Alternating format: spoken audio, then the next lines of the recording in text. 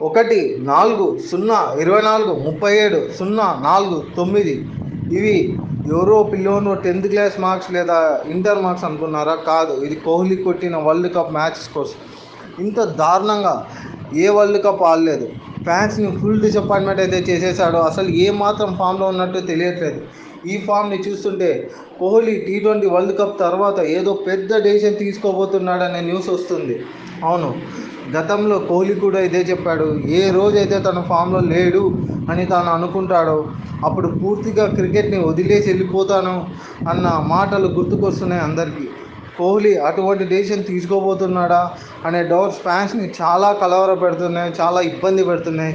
చాలామందికి ఇదో heart breaking న్యూస్గా మారింది. కోహ్లీ ఏజ్ ఇప్పుడు 35 ఏళ్ళు.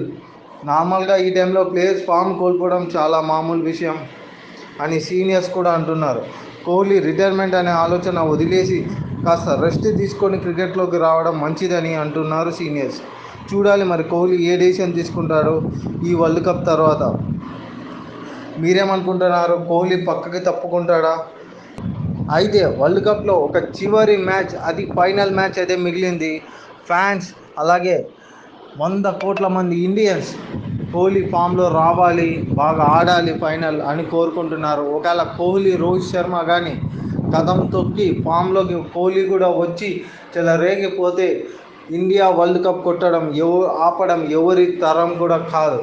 అయితే ఒకవేళ ఈ ఫైనల్ మ్యాచ్ అటు ఇటుగా అయినా కోహ్లీ ఖచ్చితంగా ఒక పెద్ద డెసిషన్ T20లో తీసుకోబోతున్నాడు అనే విషయం అయితే తెలుస్తోంది. మరి మీరేమంటారు? కోహ్లీ పక్కకు తప్పుకొని జూనియర్స్కి ఛాన్స్ ఇవ్వడం బెటరా ఈ వరల్డ్ కప్ తర్వాత, లేకుంటే కోహ్లీ కాస్త రెస్ట్ తీసుకొని మరీ క్రికెట్లో కంటిన్యూ అవ్వడం బెటరా? మీ కామెంట్ ఏదైనా కామెంట్ బాక్స్లో చెప్పండి.